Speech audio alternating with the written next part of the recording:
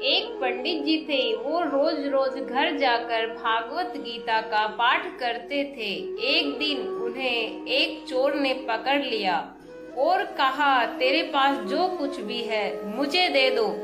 तब पंडित जी बोले कि बेटा, मेरे पास कुछ भी नहीं है। तुम एक काम करना, मैं यहीं पड़ोस के घर में जाकर भागवत गीता का पाठ करता हूँ। वो यजमान बहुत दानी लोग हैं।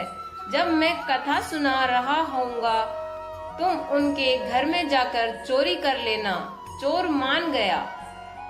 अगले दिन जब पंडित जी कथा सुना रहे थे, तब वो चोर भी वहाँ आ गया। तब पंडित जी बोले कि यहाँ से मीलों दूर एक गांव है, वृंदावन। वहाँ पर एक लड़का आता है जिसका नाम कान्हा है। वो हीरे जवाहरातों से लदा रहता है। अगर कोई लूटना चाहता है तो उसको लूटो। वो रोज रात को उस पीपल के पेड़ के नीचे आता है जिसके आसपास बहुत सी झाड़ियां हैं। चोर ने ये सुना और खुशी खुशी वहाँ से चला गया। वो चोर अपने घर गया और अपनी बीवी से बोला कि आज मैं एक कान्हा नाम के बच्चे को लूटने जा रहा हूँ। मुझे रास्ते में खाने के लिए कुछ बांध कर दे दो।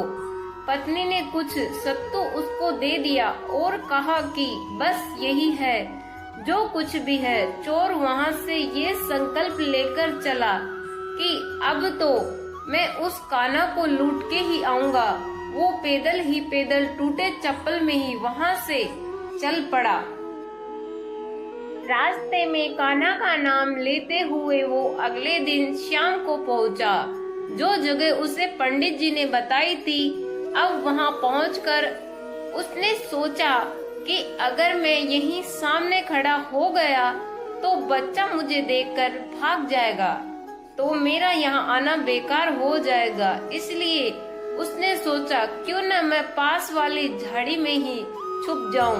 वो जैसे ही झाड़ी में घुसा, झाड़ियों के कांटे उसे चुभने लगे।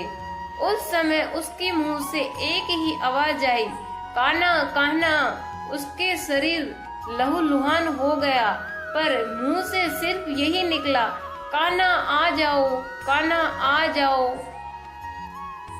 अपने भक्त की ऐसी दशा देख के कान्हा जी चल पड़े।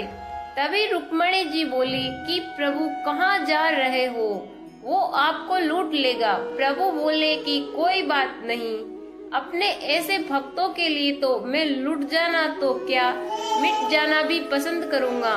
ठाकुर जी बच्चे का रूप बना करके आधी रात को वहाँ आए। वो जैसे ही पेड़ के पास पहुँचे, चोर एकदम से बाहर आ गया और उन्हें पकड़कर बोला, ओ कान्हा, तूने मुझे बहुत दुखी किया है। अब ये चाकू देख रहा है ना, अब चुपचाप से अपने सारे गहने मुझे दे दे।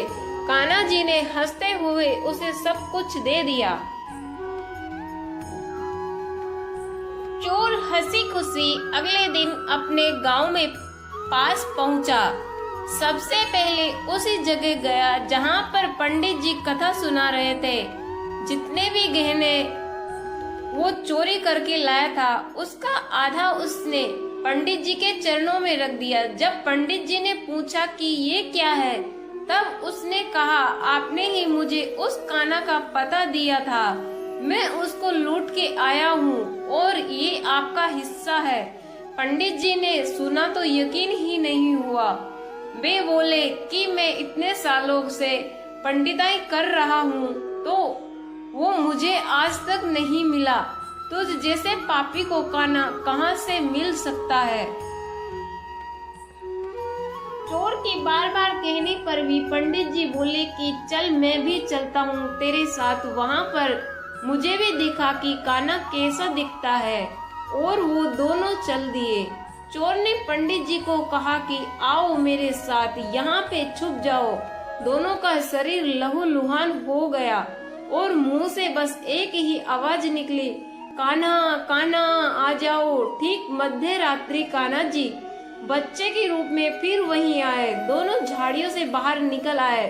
पंडित जी की आंखों में आंसू थे। वे फूट फूट कर के रोने लग गए। चोर के चरणों में गिर गए और बोले कि हम जिसे आज तक देखने के लिए तरस रहे, जो आज तक लोगों को लूटता आया है, तुमने उसे ही लूट लिया। तुम धन्य हो, आज तुम्हारी वजह से मुझे कान्हा के दर्शन हुए। तुम धन्य हो। सीख, ऐसा है हमारे कान्हा का प्यार अपने सच्चे भक्तों के लिए। जो उसे सच्चे दिल से पुकारते हैं तो वो भागे भागे चले आते हैं। प्रेम से कहिए श्री राधे श्री राधे, मेरो तो गिरधर गोपाल दूसरो ना कोई।